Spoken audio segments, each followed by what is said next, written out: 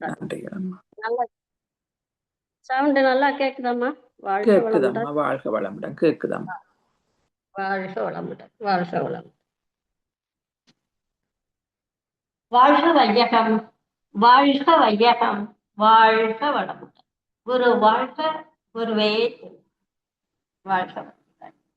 இன்று நாகஜோமில் இணைந்து தொண்டாற்றிக் கொண்டிருக்கும் அனைத்து அன்பு வேதாத்திரி அன்பு உள்ளங்களுக்கும் நன்றிகளையும் வாழ்த்துக்களையும் கூறி மகிழ்கின்றேன்.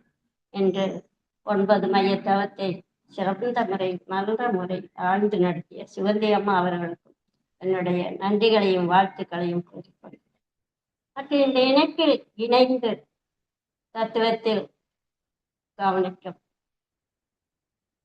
உணர்வுடைய அனைத்து வேதாத்திரி அன்பு உள்ளங்களுக்கும் என்னுடைய நன்றிகள் வாழ்த்துக்களை கூறி மகிழ்கிறேன்.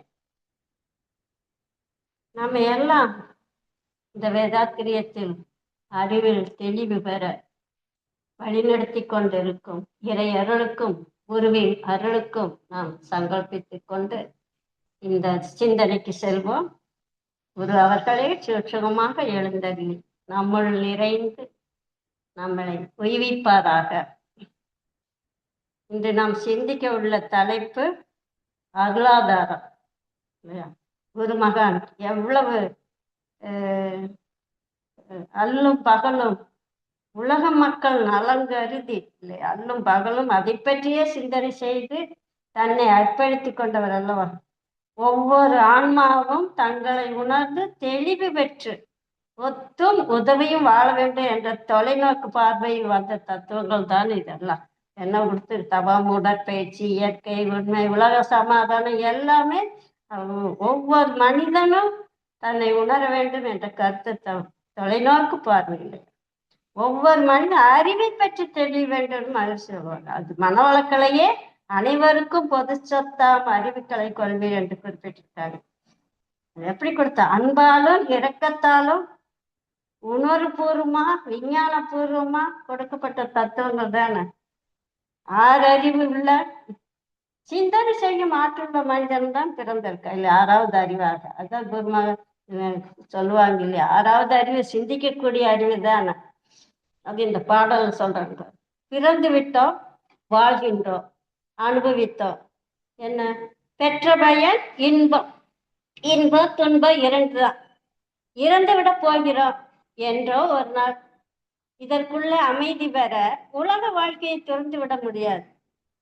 தொல்லை நீக்கி சுகமாக மனிதன் வாழ்வதற்கேற்ற சிறந்த சூழ்நிலைகளை அமைக்க வேண்டும். இது சிந்தனையாளர்களோட கடமை அப்படின்னு சொல்றாங்க. சிந்தனையில் உயர்ந்துள்ளோர் கடமை இது அப்படிங்கிறாங்க. சூழ்நிலையை சரியா அமைச்சு கொடுக்கும். ஏன்னா பிறந்து விட்டோம், வாழ்கின்றோம், ஒரு நாள் இறந்து விடத்தான் போகிறோம். இதுல ஒன்றும் சந்தேகமே இல்லை. இல்லை இதுதான் வாழ்க்கையே. இதற்கிடையில் அமைதி வர அமைதியா இருக்கு அப்படின்னு இந்த உலகம் வாழ்ந்து பூமி விட்டு எங்க போக முடியும்? திறந்து விட முடியாது. பசி இருக்கு, உணவு வேண்டும் இல்லையா, அதுக்கு உடல் பலம் இருக்கு, உழைக்க வேண்டும்.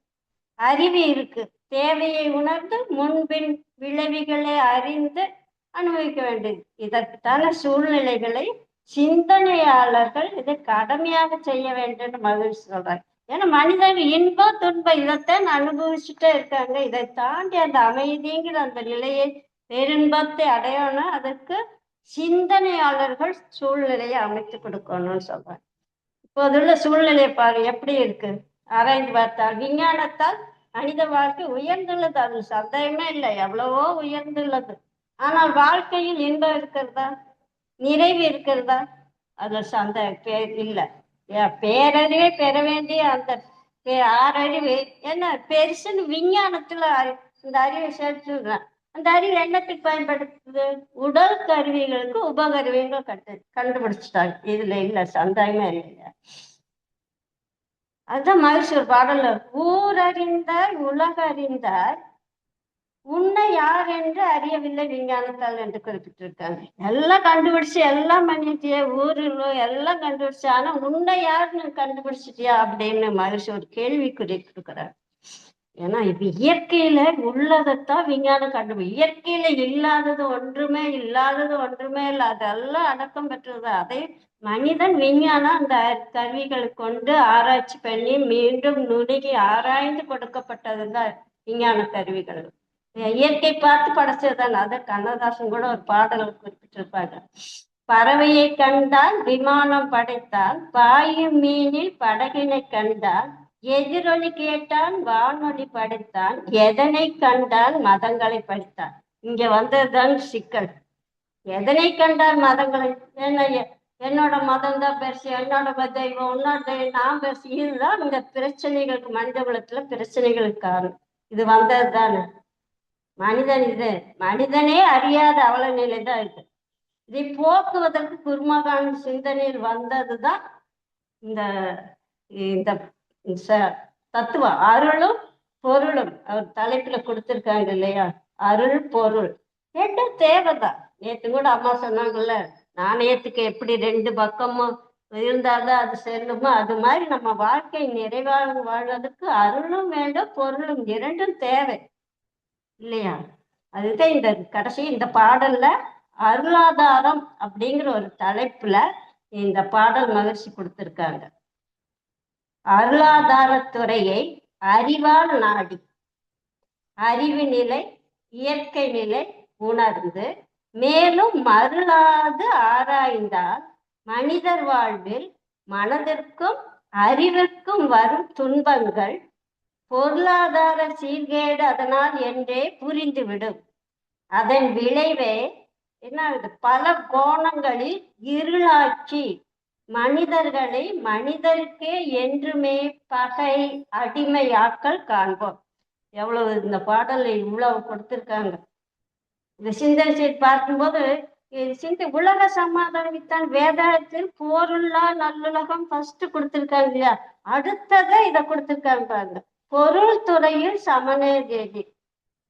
முதல்ல இந்த பொருள் துறையில எல்லாம் சமநே நீர் வரணும் அப்படிங்கிறது தான் மகிழ்ச்சி இதை நம்மளுக்கு கொடுத்துருக்காங்க. இந்த பாடல் என்னென்ன அறிவு, அருள், இயற்கை, மனம், இன்ப துன்பங்கள், பொருளாதாரத்தில் ஏற்றத்தாழ்வு இல்லையா, இதெல்லாமே இந்த இந்த தத்துவ அடக்கமா இந்த பாடல் ஒன்றிலே ஏன் துன்பம் வருகிறது, ஏன் அடிமை பகைமை ஏன் என்பது இதெல்லாம் இந்த பாடல்ல நம்ம புரியணும். இந்த பாடல்ல இத்தனை கருத்துக்களை வச்சு இந்த ஒரு பாடல் மகிழ்ச்சி நம்மளுக்கு கொடுத்திருக்காங்க. இப்ப முதல்ல தலைப்பை பாருங்க எப்படி கொடுத்திருக்காரு. அருளாதாரம், இரண்டு சொற்கள் சேர்ந்து அருள் பிளஸ் ஆதாரம், அருளாதாரம். அருள் என்றால் என்ன, யாரு என்ன மனம் விரிந்து நின்றதா அருள். தயை, தயவு, கருணை, இறை அன்பு, என்ன வேணாலும் எடுத்து எல்லாத்துக்கும் அடிப்படையா தாங்கி நிற்கும் சக்தி, அதுதான் அருளாதாரம்.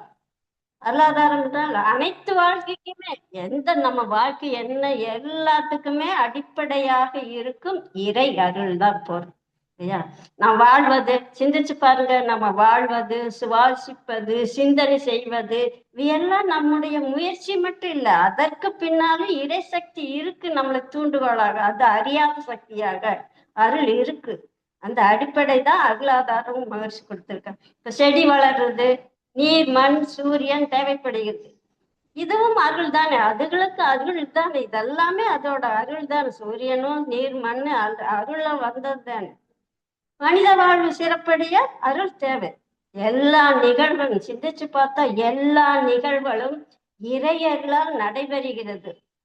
மனிதன் நான் செய்கிறேன் என்று நினைத்தால் எப்படி இருக்கு, அவை செயல்பட இறையருள் வேண்டும். உண்மையில் வாழ்க்கை இயங்குவதே, நம்ம வாழ்க்கை இயங்குவதே அருளாதாரம். உலகம் நடக்க எல்லாம் எந்த நிமிஷம் சிந்திச்சு பாருங்க, எதுவும் அருள் வேணும். அது அருள் பரம்பொருள் மகிழ்ச்சி. அதுக்கு எவ்வளவு கொடுத்திருக்காங்க. சுத்த வெளி, பேரறிவு, பிரம்மம் சொல்லுவாங்க, வற்றா இருப்பு, பேராற்றல், பேரறிவு, காலம், இறைத்தன்மையை குறிப்பிட மகிழ்ச்சி இவ்வளவு குறிப்பிட்டிருக்காங்க அந்த இறை அருளுக்கு. இதுதானே எல்லாவற்றையும் உருவாக்கி காத்து, உருவாக்குறது காத்துது எல்லாம் அடிப்படை சக்தி தானே. நம்ம உடல் இப்ப சிந்திச்சு, நம்ம உடல் இயங்குது, சிந்தனை தோன்றுறது, உயிர் தாங்கி இருப்பது தானே. இத்தனை உயிர் தாங்கி இருப்பதால் தான் நம்ம மூச்சே விடுகிறோம். உணவு 7 தாதுவா மாற்றம் எப்படி? ஏழு. அப்ப அது கழிவுகள் வெளியேறு, இறையருள் இதெல்லாம் இல்லையா? இறை அறிவு தானே இயக்குது. அணுக்களாகவும் பொருட்களாகவும் உயிர்களாகவும் இயக்குவதே அருள் ஆதாரத்தை கொண்டுதான். எல்லாம் தோன்றுவதும் அந்த இயக்குவதும் அதே இறை சக்தி தான். இப்ப மின்சாரம் இல்லாம எந்த மின்சாரமாலும் இயங்குமா? ஒரு மின்சாரம் இல்லைன்னு வச்சுக்கோங்க, அது எந்த சாதனம்னாலும் இயங்குமா? அது போலதான் காற்றினிலே அதுலயும் சக்தி, நீரிலே, நெருப்பினிலே, பூவில் நினைச்சு பாருங்க, காயில, அது கனியில, செடியில, விதையில, புழுவுல, குருவியில கூடு கட்டுவது, நீரில் வாழும் உயிரினங்கள் இதெல்லாம் காப்பது எது? எல்லாம் அந்த அருள் தானே. கரு உருவாகி, இதை சிந்திச்சு பாரு, கரு உருவாகி அந்த ஒரு கரு முட்டைக்குள்ள ஒரு உயிர் போய் அது வளர்ந்து ஒவ்வொரு மாதத்துக்கும் ஒவ்வொரு வளர்ச்சியை கொடுத்து 9ஆம் தலை கீழே இறங்கி வந்து நல்ல அருள் இல்லைன்னு நான் சிந்திச்சு பாருங்க. எவ்வளவு அருளா நமக்கு இருக்கு. குழந்தை வருவது இதெல்லாம் அருள் தானே. உணரலாம் இல்ல, நம்ம சிந்திக்கிறதுக்கு இது எவ்வளவு இருக்கு. அதான் குருமகன் அருள் தான் அப்படிங்கிறது எவ்வளவு விளக்கம் எவ்வளவோ கொடுத்து, அது மலரே பாடல்ல கொடுத்திருக்காங்க பாரு. மலரே மலரே நீயா, என்ன மகிழ்ச்சி! சொல்லால் மட்டும் நம்பாத, சுயமா இதெல்லாம் சுயமாக சிந்திச்சு பாருங்கன்னா மகிழ்ச்சி சொல்றாங்க. நான் சொல்றேன்னு அதுதான் மலர்ல சொல்றாங்க. மலரே மலரே என கேட்ட மறைபொருளான தெய்வமேனா சிலரே அறிவார் இவ்வுண்மை சிந்தனை செய்ய வல்லவர்கள். சிந்தனை செய்ய வல்லவர். உருவம் மலர்தான் உட்பொருளை, உருவம் மலர்தான் உட்பொருளை உணர விண்ணெனும் நுண் அணுவே. அருவம் ஆதி அசைந்த நிலை அணு முதல் அகண்ட பேரண்டம். அணு முதல் அகண்ட பேரண்டம். அவனின்றி ஓரணு அசையாது இல்லவா? இவ்வளவு நாம் சிந்தித்து பார்த்தால் இதற்கெல்லாம் ஆதாரமாக இருப்பது இந்த அருள். அருளேதான், அருளே ஆதாரம் இல்லையா? இயல்பாக இருந்தாலும் அது அதோட இழிவு அது ஒவ்வொன்றும் இருக்குது. வடிவம் துல்லியம் இயக்க ஒழுங்காக இருக்குது, அன்பாகவும் கற்னியாகவும் அருளாக இருக்குது. அந்த அருளுக்கே இருப்பு நிலை. அதான் பேராதார பெருவெளி அப்படின்னு மாதிரி சொல்றாங்க. எல்லையற்ற பரவெளியாய் பறந்து விரிந்துள்ள பரம்பொருளேங்கிற மெய்ப்பொருளே, தூய வெளியே ஆதாரமாகவும் அடிப்படையாக இருப்பதா இந்த அருள் ஆதாரமும் நம்ம சொல்றோம். இது எல்லாம் உணர்வாக தத்துவத்தை உணர்ந்தோம். இதற்கு வழி இந்த உணர்வு, உணர்ந்து பூர்வமா செய்யும். இதுக்கு வழி தவம், தியானம். தியானம், நல்லொழுக்கம், நல்ல எண்ணங்கள், சிந்தனை திறன், மன இதமான சொல்லு, இயற்கையை புரிந்து கொள்ள, இறை நீதிய மனம் அறிவான பின் மனிதனும் தெய்வமே சொல்லியிருக்காங்க இல்லையா? ஏன்னா உடல் எப்படி உயிர் மூலம்தான் இயங்குது, மன எண்ணங்களை உருவாக்குது. ஆன்மா இறையுடன் அந்த இறைத்தன்மையோட தான் இணைந்திருக்கு ஆன்மா. அருளாதாரத்தை, அதைத்தான் ஃபர்ஸ்ட் சொல்றேன், அருளாதாரத்தை அறிவு கொண்டு சிந்தித்து, அறிவு கொண்டு சிந்திக்கிறாங்க. ஏன்னா நம்ம இருக்க அறியாமை, அலட்சியம், உணர்ச்சி வயம் மூன்றும் அறிவின் இயல்பை அறிவு குறுகி பிறந்து துன்பம் நல்கன்னு கொடுத்திருப்பாங்க. ஆணவம் கண்மை இவையாய் மனித குலத்தில் இருந்து நீங்கி ஆராய்ந்தால் மனிதருக்கும் மனதிற்கும் அறிவுக்கு வரும் துன்பங்கள் பொருளாதாரத்தில் இருக்கும் ஏற்றத்தாழ்வு தான் புரிஞ்சுவிடு. இதனால்தான் மனிதர்கள் அருளாக இருக்க வேண்டுமானால் மனம் இருளாகிய அறியாமையில் இருந்து, அந்த மனம் இருளாகிய அறியாமையில் இருந்து மனிதர்களையே மனிதனாக, இந்த இருள் இருக்கிறதுனாலதான் மனிதர்கள் என்ன ஆகுது, மனிதர்களே பகையாகவும் அடிமைகளாக நினைக்க நிலை உருவாங்க. அதான் இருள் நீங்கணுங்கிறாங்க, மனதில் இருக்கிற இருள் நீங்கணும். அப்ப பொருளாதாரத்தில் என்ன சீர்கேடு மகிழ்ச்சி கொடுத்திருக்காங்க? முதலாளி தொழிலாளி என்ற ஏற்றத்தாழ்வு இருக்குல்ல, ஏற்பட்டிருக்கு. உழைப்புக்கு தகுந்த கூலி கொடுக்காம இந்த நினைச்சு அதை உழைப்பை உறிஞ்சுக்கிட்ட முதலாளிகள் தான் அதிகமா இருக்காங்க சமுதாயத்தில். உழைப்பாளிகளுக்கு தாங்களும், ஏன்னா உழைப்பாளர்கள் தாங்களும் வாழ வேண்டிய சூழ்நிலை இருக்கிறதுனால அடிமைகளாக வாழக்கூடிய சூழ்நிலை ஏற்படுகிறது. அதனால்தான் குருமகா உலக அமைதி பெற வேண்டும் என்றால் பொருள் துறையில் சமநீதி வேண்டும் என்று குறிப்பிட்டிருக்காங்க. இல்ல, பொருளாதாரத்துறையில் ஒரு புதிய திட்டத்தையே மகிழ்ச்சி கொடுத்திருக்காங்க இல்லையா? அதுல அதாவது ஒரு நாளாவட்டத்தில் மனதிற்கு இன்று மக்களால் கொடுக்கப்பட்டு வரும் மதிப்பை பணத்துக்கு கொடுக்கிற மதிப்பை மக்கள் அதுல இருந்து நீக்கணும். பணத்துல இருந்து கொஞ்சம் அதுல இருந்து நீங்க, ஏன்னா பணம் எதுக்கு? உழைப்புக்கு மதிப்பு கொடுக்கறது தானே பணம். அதுக்கு உழைப்புக்கே மதிப்பு கொடுக்க வேண்டும். உயிரி உயரிய வழி அதுதான். உழைப்பின் பயனே மக்கள் வாழ்க்கையின் நலன். உழைப்புல இருக்கு பயன் வரணும்னா மக்கள் நலனை கருதல். ஆகையால் உழைப்புக்கும் உழைப்பாளிகளுக்கும் சமுதாயம் மதிப்பு கொடுக்க வேண்டுங்கிறார். உழைப்பாளிகளுக்கு உழைப்புக்கு மதிப்பு சமுதாயம் அதை கொடுக்கணுங்கிறார். உழைப்பாளிகளுக்கு அவசியமான வாழ்க்கை வசதிகளும் கிடைக்க வேண்டும். அப்பதான் நற்பயன் விளைவிக்கும் முறையில் உழைப்பாளிகள் பழகிக்கொள்ள வேண்டும். நல்ல பயனை உழைப்பாளிகளை நல்ல பயனை நம்ம கொடுக்கணும் அப்படிங்கிற உழைப்பாளிகளுக்கு அந்த எண்ணம் வேணுங்கிறாங்க. தொழிற்சாலைகள் சொல்லியிருப்பாங்க இல்லையா, தொழிற்சாலைகள், வீடுகள், நிலம் இவையற்ற தனி மனிதர்களின் உரிமை பிடியிலிருந்து சமூக பொது உடைமையாக மாற வேண்டும். ஆனால் இத்திட்டம் யாரையும் எவ்வளவு கொடுத்து புண்படுத்தாமல் கஷ்டப்படுத்தாமல் இந்த திட்டத்தை கொண்டு வரணும்னு சொல்லியிருப்பாங்க இல்லையா. இதற்கு எல்லாமே இதுல இருந்து விடுபடணும் அப்படின்னா இதற்கெல்லாம் மனிதகுலம் அருள் துறையில் வளர்ச்சி அடைய வேண்டும். உலகத்தில் அமைதி உண்டாகாது. அருள் உணர்வுனா அமைதிங்கிறது கிடைக்காது இல்லையா. அதற்கு இறையுணர்வு பெற்றால்தான் அன்பின் வழியாக செயல்பாடுகள் அனைத்து அமையும். அதற்கு தன்னிலை விளக்கம் பெறும் குண்டல் யோக தவமுறைதான் மனித குலம் பெற வேண்டிய முக்கிய. அப்பதான் அருள் துறையில் ஒளி வீச அன்பும் ஒன்று கருணையும் உண்டாகும். தவத்தை தவிர்த்து தவம் இல்லாமல் வேற ஒன்றுகளை முன்னேறுவதற்கு வழி. அதுலதான் மன அலைச்சலை குறித்து மனதுக்கு மூலமான உயிரை உணர்ந்து உயிருக்கு மூலமான அந்த பரத்தை உணரும் போது அந்த அருளை உணரும் போது ஆதாரமாக இருக்கிறது உணர்வாக பெற முடியும். அதுதான் மனுஷன். இந்த அருள் ஆதாரத்தை பற்றி இவ்வளவு விளக்கங்கள் நிறைய கொடுத்திருக்காங்க. அதான் விஞ்ஞானமும் ஞானமும் என்ற தலைப்பில் ஒரு பாடல், அருமையான பாடல் கொடுத்திருக்காங்க. விஞ்ஞானமும் ஞானமும் அப்படிங்கிற அதுல பாடல் பாரு. அறிவை அகண்டாகாரத்தை செலுத்தி அணிவினிலும் நின்றொடுங்கி ஆழ்ந்து ஆராய்ந்து அறிவாலதான் அண்டம் பிண்டம் அரூபம் ரூபம் அறிந்து விட்டீர் விஞ்ஞானத்தால். இப்ப அதை சிந்திக்கிறீங்களா? நம் அறிவு எது, எங்குள்ளது, அது அந்தம் என்ன, அணுவினிலே உள்ள ஆற்றல் பிறந்தது. அணுவுக்குள்ள ஆற்றல் இருக்கு, அது பிறந்தது எங்க? அறிவாலை ஒன்று ஒன்று ஆராய்ந்து பாரீர். அணுவுக்கு அப்பால இரண்டு மூன்று தான். அணுவுக்கு அப்பால இந்த சுத்த வெளிதாகிருக்கு. அது ஒண்ணு சிந்திச்சா விஞ்ஞானம் அருள்ல எவ்வளவு முன்னேறி விடலாம். இதுல எத்தனை கொடுத்திருக்காங்க?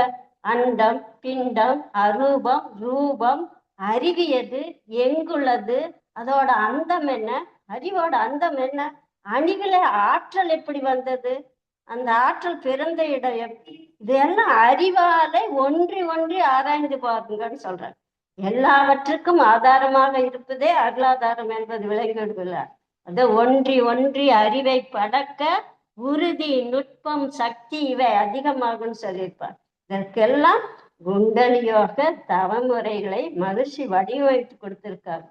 இந்த தவத்தின் மூலமாக தான் இந்த அணுவை அறிவை அரூபம் ரூபம் இதெல்லாம் அணுவுக்குள்ள ஆற்றல் எப்படி வந்துச்சு, இதெல்லாமே இந்த தவத்தின் மூலம் நம்ம அந்த பரநிலையை உணர்ந்தா அருளை ஆதாரமாக இருக்கக்கூடிய நம் வாழ்க்கையை நாம சிந்தித்து தெளிவல்ல இல்லையா.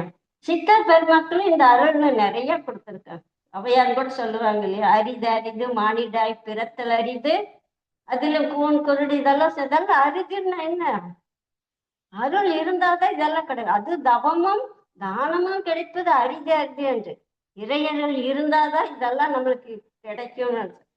அதாவது சிவபுராணத்திலையும் கூட மாணிக்கவாசகர் சொல்லிப்பார், அவன் அருளாலே அவன் தான் விளங்கியான், அவனை வணங்குறது கூட அவனோட அருள் வேணும்னு சொல்லுவான். இது கிருபானந்தவாரியர் இது இன்னும் மேலும் சொல்றாங்க, மனித பிறப்பே மிக பெரிய அருள். மனித பிறவியே ஒரு அருள்ங்கிறாங்க. எல்லா உயிர்களிலும் மனிதனுக்கு மட்டும்தான் சிந்திக்கும் அறிவுள்ளது. அதனால் மனித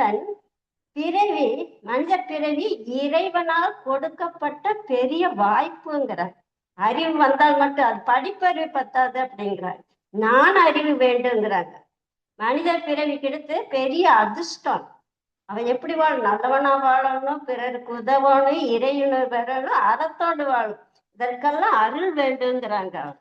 எல்லாமே அருள் இருந்தாதான் நடக்காது. அருள் சொல்லியிருப்பார்ல, அருவாய் உருவாய் மறுவாய் மலராய் மணியாய் ஒளியாய் கதியாய் விதியாய் கருவாய் உயிராய் வருவாய். இதெல்லாமே அருள் தான். இதெல்லாமே அருளாக இருப்பது தானே இத்தனையும்.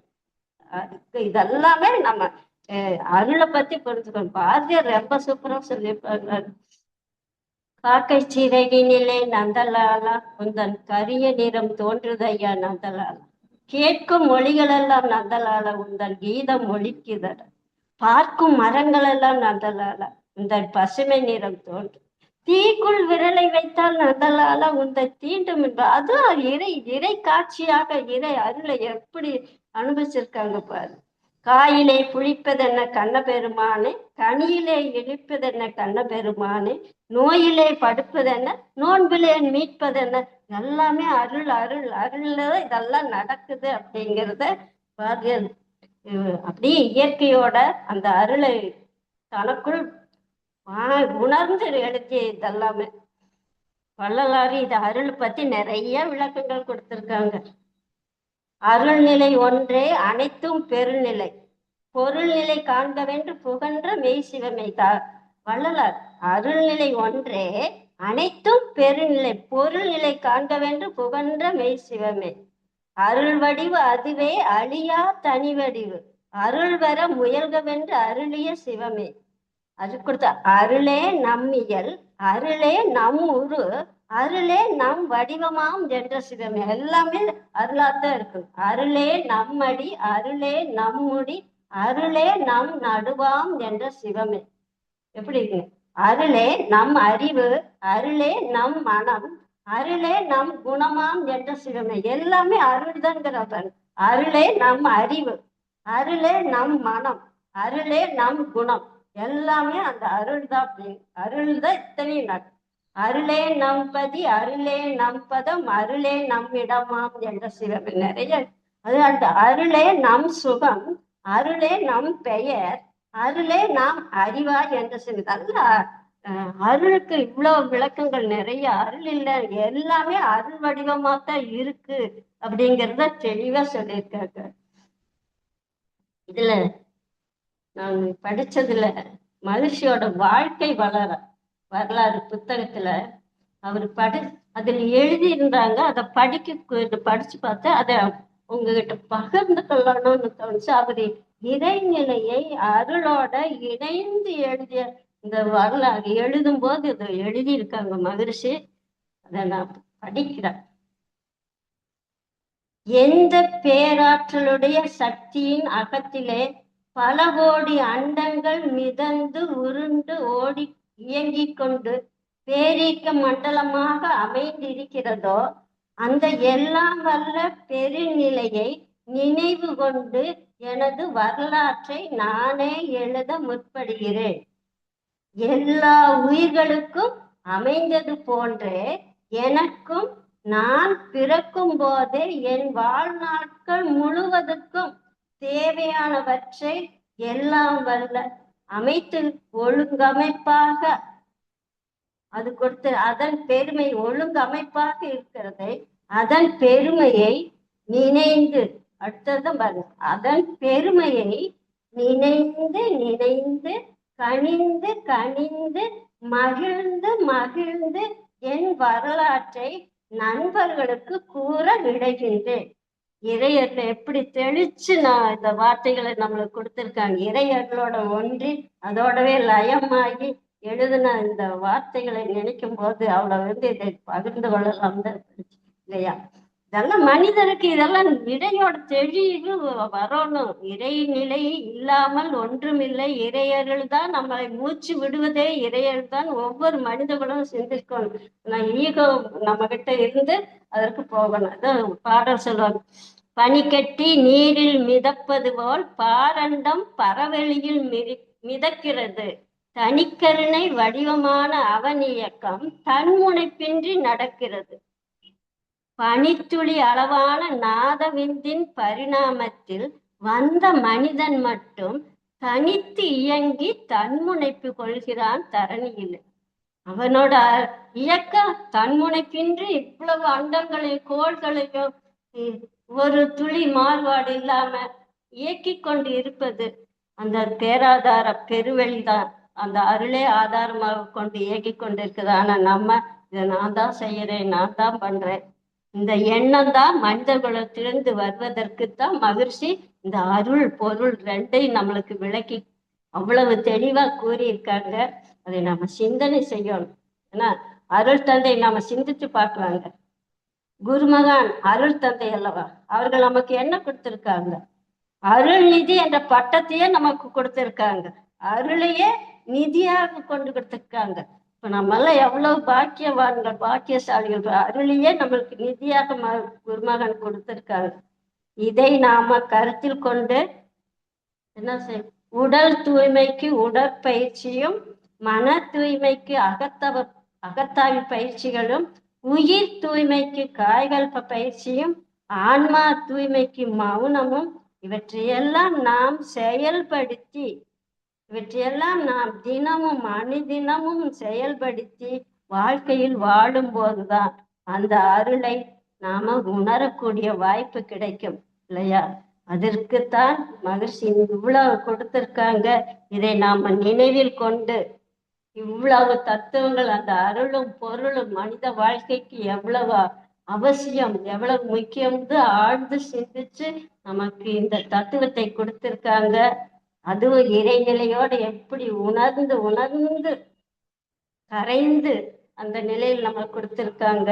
அதெல்லாம் நாம் அதை நினைவில் கொண்டு நாம் அனைவரும் வேதாத்திரியில் தொண்டர்களாகிய நாம் அனைவரும் அருள் நிலையில் தொண்டாற்றி இன்பம் காண்போம் என்று கூறி எனது உரையை நிறைவு செய்து கொள்கிறேன். வாழ்க வளமுடன். வாழ்ந்த வாய்ப்பை நல்கிய அனைத்து அன்புள்ளங்களுக்கும், பேராசிரியர் பெருமக்களுக்கும், நம்மளை எல்லாம் வழிநடத்தி கொண்டிருக்குமா கோதையம்மாள், ரேவதி அம்மாள் அவர்களுக்கும் என் நன்றிகளை கூறி நிறைவு செய்து கொள்கிறேன்.